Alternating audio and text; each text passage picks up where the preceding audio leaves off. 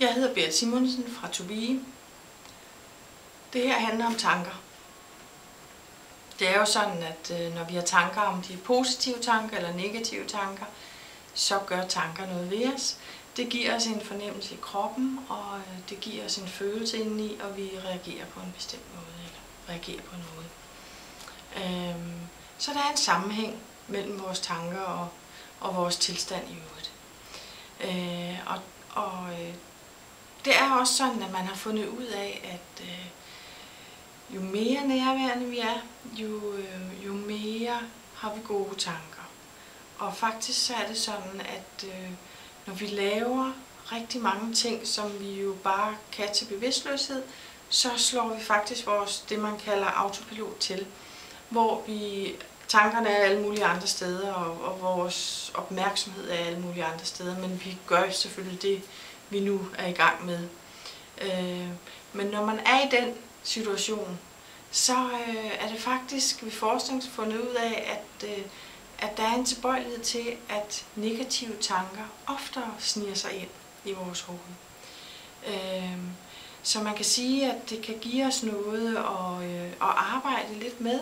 Hvad gør mine tanker ved mig? Og prøve at bruge dem på en god måde, sådan så vi bruger den viden, vi har. Og det er jo sådan, at som jeg skrev på min Facebook-side, som jeg kalder "Har du skabt dig et liv, du ikke orker?", så har jeg beskrevet, at første trin, det handler om at prøve at blive bevidst om, hvad dine tanker gør ved dig. Og prøv en gang at bruge noget tid, have noget tålmodighed med at undersøge, hvad det egentlig er, der sker ved dig, når du har de forskellige tanker. Og negative tanker, det kan være dit selvbillede, det kan være noget omkring, hvordan synes du ser ud, hvordan synes du klarer tingene. Det kan være, at der er nogen, der siger og gør noget, eller et eller andet, som du ikke synes er godt nok. Og positive tanker, det kan være når du har lavet noget, som du lige selv er tilfreds med. Det kan være på arbejde, det kan være privat, det kan være alle mulige steder.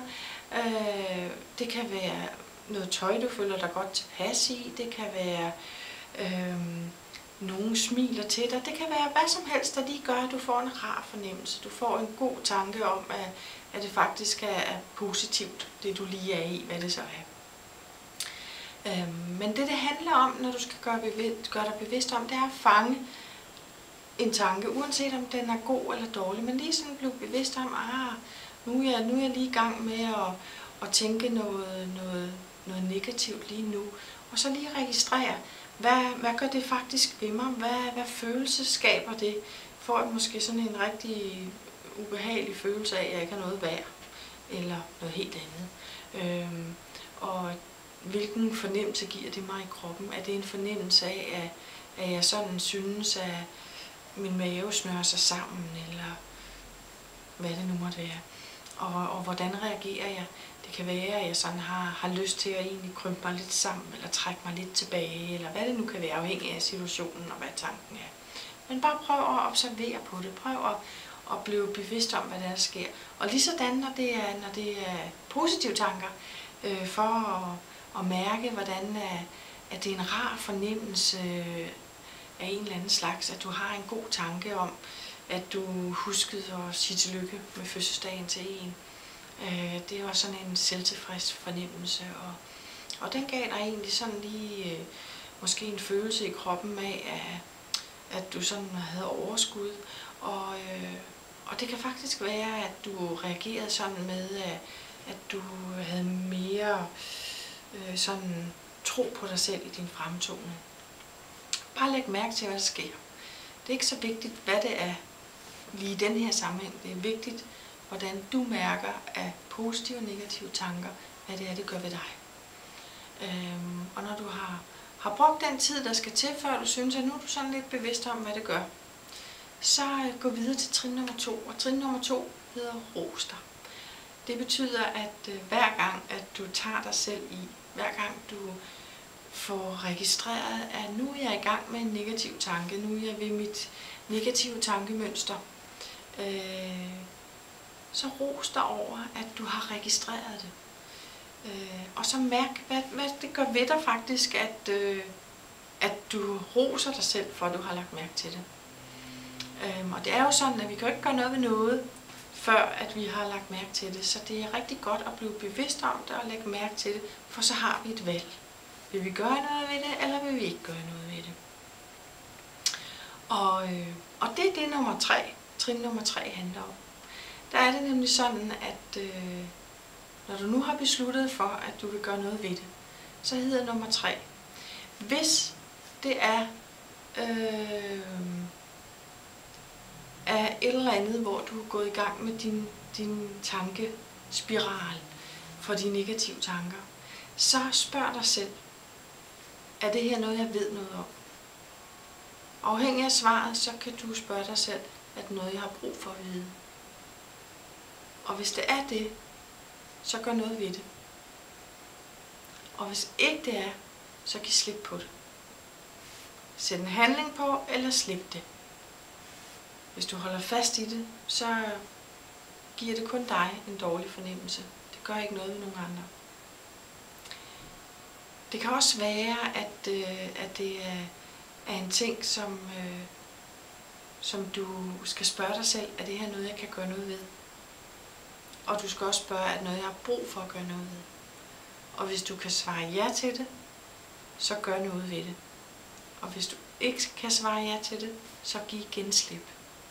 Så gør noget ved det, eller giv slip. Opsøg viden, eller giv slip.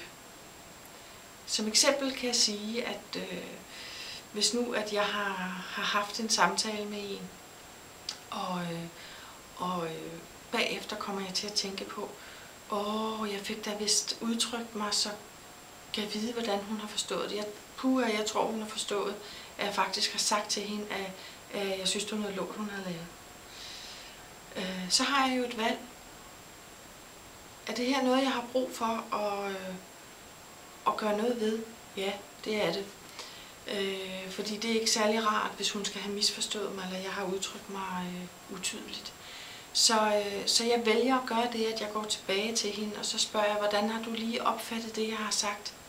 Og så kan det være, at hun siger, jamen det har jeg opfattet sådan, så har jeg ingen problemer. Så ved jeg, så er det, som det skal være. Men det kan også være, at hun siger, jamen jeg synes faktisk egentlig ikke, det var så rart. Og så kan jeg rette den fejl.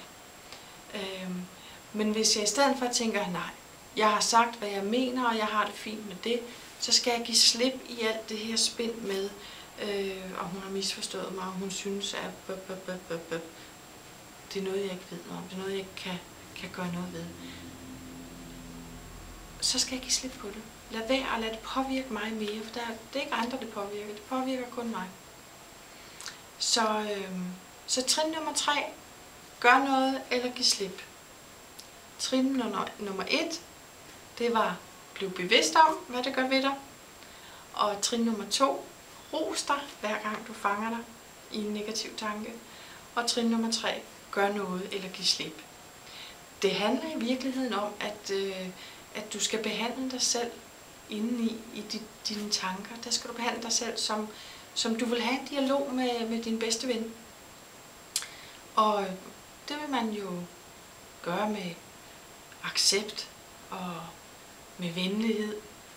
Og frem for alt skal du også bruge en stor portion omsorg for dig selv i din indre dialog. Det vil lige pludselig blive meget rarere at være dig, hvis du kan være ved dig selv, som du er ved andre. Til sidst vil jeg sige til dig, at glæd dig, hver gang det lykkes at tage dig selv i at have en negativ tanke, og du vælger, om du vil gøre noget ved det. Og de gange det ikke lykkes dig, så glæd dig over, at der kommer altid en gang mere, som du kan vælge at gøre noget ved.